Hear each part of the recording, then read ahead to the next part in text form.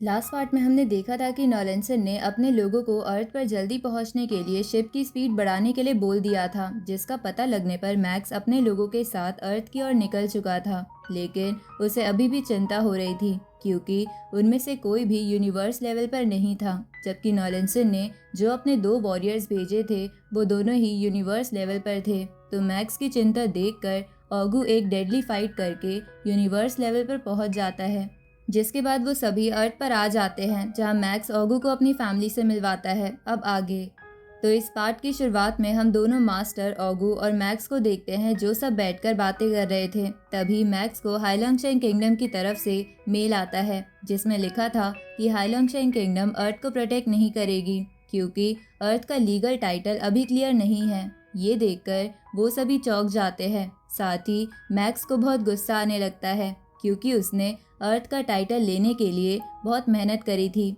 तभी master Hong कहते हैं कि अर्थ की ओनरशिप तो हमने ले ली थी, तो फिर ये डिस्प्यूट कैसे निकल आया? लगता है उन 9 प्रिंसेस ने ही ये सब किया है। लेकिन अगर अर्थ की ओनरशिप हमारे हाथ से चली गई तो बहुत बड़ी प्रॉब्लम हो जाएगी, इसलिए फिलहाल के लिए हमें ही खुद अर्थ को प्रोटेक्ट करना होगा। उसी वक्त मास्टर लीशेंग उन्हीं प्लैनेट की डिटेल सबको दिखाते हैं जो मिंग यू ने उन सबको दिए थे। तो उन्हें देखकर मैक्स कहता है कि अगर हम अर्थ को नहीं बचा पाए तो हमें इन प्लैनेट्स पर भी बसने का इंतजाम करना होगा।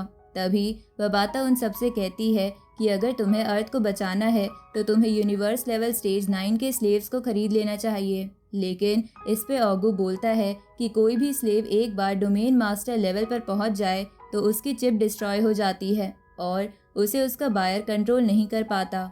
इसलिए हो सकता है अगर हम यूनिवर्स लेवल स्टेज 9 के स्लेव्स को खरीदे तो वो ब्रेक थ्रू करके आज़ाद हो जाए और हमारे लिए ही मुसीबत बन जाए। तो ये सुन के मैक्स बोलता है कि हमारे पास इतना समय नहीं है कि हम उन स्लेव्स का भरोसा जीत कर उन्हें अपनी टीम में शामिल करें, इसलिए अच्छा यही होगा कि हम खुद साथ में ट्रेनिंग करके उन सबको हराने का रास्ता निकालें। ये सुन के बबाता मैक्स से पूछती है कि तुम किस रास्ते की बात कर रहे हो? इस पे मैक्स बोलता है कि वर्चुअल यूनिवर्स के किलर एरेना में सभी पार्टिसिपेंट्स का डेटा होता है, तो ज़रूर उनमें बैकरॉल और ड्वेन का डेटा भी होगा, इसलिए हम वहां जाकर उनके क्लोन से लड़कर प्रैक्टिस करेंगे। इसके बाद वो सब किलर एरेना में आ जाते हैं और उन क्लोन से लड़ने लगते हैं, लेकिन उन दोनों की टेक्निक्स बहुत ही अलग थी, जिनकी वजह से वो लोग बड़े आराम से उनसे हार जा रहे थे। लेकिन मैक्स और उसकी टीम हार ना मानने का फैसला करती है। इस तरफ हम नॉलेंसन की शिप को देखते हैं, जहां नॉलेंसन वीडियो कॉल के थ्रू बैकरॉल से कहता है कि भले ही तुम्हारे वेन डोमेन में शुरुआत में प्रॉब्लम होती है, लेकिन एक बार वो एक्टिवेट हो जाए तो यूनिवर्स लेवल स्टेज 9 का ऑर्डिनरी वॉरियर भी तुम्हारा कुछ नहीं बिगाड़ पाएगा।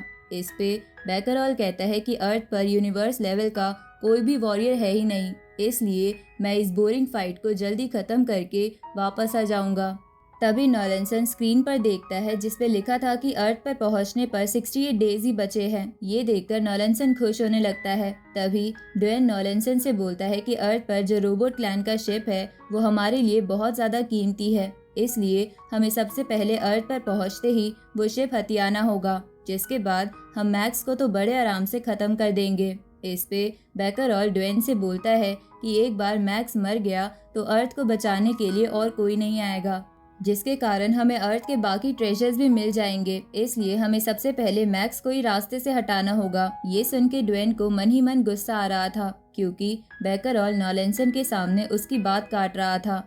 उसी वक्त नॉलेंसन भी बैकरॉल का साथ देते हुए कहता है कि तुम दोनों का फर्स्ट टारगेट मैक्स ही होना चाहिए, क्योंकि उसके बाद तो तुम वो एयरक्राफ्ट बड़े आराम से हथिया लोगे। तो ड्वेन इसके लिए मान जाता है।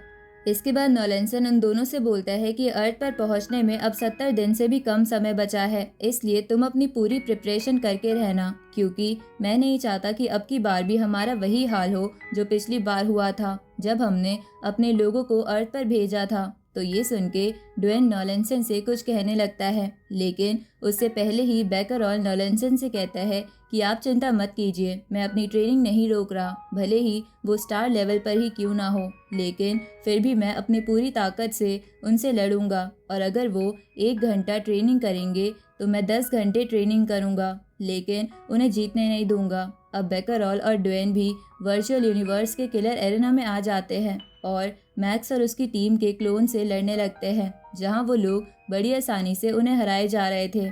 जिसकी वजह से वो 104 मैचेस में से सारे मैचेस जीत जाते हैं। लेकिन वो फिर भी अपनी ट्रेनिंग नहीं रोकते और लगातार अपनी ट्रेनिंग करते रहते हैं। इधर हम मैक्स और बाकी सबकी फाइट देखते हैं, जो लोग ड्वेन के क्लोन को एक साथ घेर कर उस मेटल के टुकड़े से उसे मार देते हैं, जिसके कारण वो मर जाता है। तो ये देखकर वो बहुत ज़्यादा खुश हो जाते हैं, क्योंकि उन्होंने 200 मैचेस में से एक मैच ड्वेन के खिलाफ जीत लिया था। तभी मास्टर ली शेंग ओगू से बोलते हैं कि हम उनके फाइटिंग और अटैकिंग स्टाइल से काफ़ी ज़्यादा वाकिफ़ हो गए हैं, जिसके कारण हमारा एक्सपीरियंस काफ़ी बढ़ गया है और हमारी स्किल्स भी काफ़ी इम्प्रूव हो गई है। इसके बाद वो लोग फिर से ड्वेन के साथ और मैचेस करते हैं, जहां उन्होंने अब ड्वेन के खिलाफ 5 मैचेस जीत लिए थे, जिसे देखकर मैक्स कहता है कि हालांकि हम ड्वेन के खिलाफ कुछ बार जीत चुके हैं, लेकिन हमने बेकरऑल को एक बार भी नहीं हराया। ऊपर से अगर ये दोनों साथ में लड़ते हैं तब तो हमारे जीतने का चांस और भी कम हो जाता है। अब वो लोग फिर से सारे डेटा को देखते हैं, जहाँ उन्हें पता चलता है कि उन्होंने सिर्फ ड्वेन को अकेले हराया है और जब भी ड्वेन और बेकरऑल साथ में लड़े हैं वो कभी नहीं जीत पाए और वो अकेले बेकरऑल को भी नहीं हरा पाए। उसी वक्त मैक्स नॉलेंसन की शिप के आने का टाइम देखता है, जहां मैक्स उसे देखकर कहता है कि हमें इस एक्सपीरियंस के साथ साथ कुछ और भी करना होगा, नहीं तो हम उनसे नहीं जीत पाएंगे। इसके बाद मैक्स मून पर आ जाता है और अपनी गोल्डन हॉर्न बेहेमोथ की बॉडी बाहर निकाल लेता है और उसे वही रेड स्टोन्स खिलाने लगता है जो उसने पहले कलेक्ट करे थे। जहाँ खिलाते हुए वो बोलता है कि गोल्डन हॉर्न बेहेमोथ पर मेरा कंट्रोल इतना अच्छा हो गया है कि अब ना केवल मैं अपनी दोनों बॉडीज़ को एक साथ ला सकता हूँ, बल्कि इन दोनों बॉडीज़ को एक साथ ट्रेन भी कर सकता हूँ। ऊपर से गोल्डन हॉर्न बेहेमोथ के अंदर ही मेरा लाइफ कोर है, जिसे मैं अपनी बॉडी में भी डाल सकता हूँ और कहीं छुपा भी सकता हूँ, जिसके कारण जब तक मेरा लाइफ कोर डिस्ट्रॉय नहीं हो जाता मैं मरूंगा नहीं। ये सुन के बबाता मैक्स से कहती है कि अगर तुम ये कोर वाली स्किल इस फाइट में इस्तेमाल करने की सोच रहे हो तो इसे ध्यान से करना, वरना मुसीबत हो सकती है। ये सुन के मैक्स इस पे एग्री करते हुए बोलता है कि अगर मेरे गोल्डन हॉर्न बेहेमोथ की बॉडी एक बार यूनिवर्स लेवल पर पहुंच जाए तो बेकरऑल और ड्वेन से जीतने के हमारे चांसेस 0 से बढ़ जाएंगे।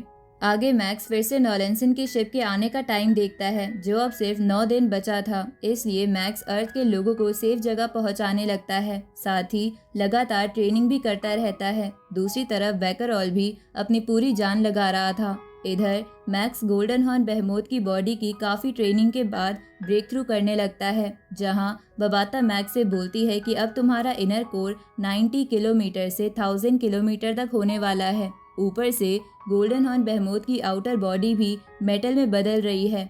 तो मैक्स ये जान के ब्रेक थ्रू करने अपनी पूरी जान लगा देता है, जिसके कारण गोल्डन हॉर्न बेहेमोथ की बॉडी का एनर्जी सोर्स फट जाता है और एक नया एनर्जी सोर्स बनने लगता है, जो एक गैलेक्सी की तरह था। अब इसी के साथ मैक्स की गोल्डन हॉर्न बेहेमोथ की बॉडी यूनिवर्स लेवल पर पहुंच जाती है। साथ ही इतनी ट्रेनिंग के बाद वो लोग 577 में से एक बारी बेकरऑल को हराने में कामयाब हो जाते हैं, लेकिन अब भी वो लोग एक साथ उन्हें नहीं हरा सकते थे और अब उनके पास इतना टाइम भी नहीं बचा था कि वो और ट्रेनिंग कर सके, क्योंकि बेकरऑल और ड्वेन 100 घंटे में अर्थ पर पहुंचने वाले थे। इसलिए मैक्स कहता है कि हमें कैसे भी ऐसा इन्वायरमेंट क्रिएट करना होगा जिससे कि वो लोग अलग हो जाए, जिसके बाद हम दोनों को अकेले अकेले ख़त्म कर सकते हैं और यही हमारे जीतने की एक लौती पॉसिबिलिटी है।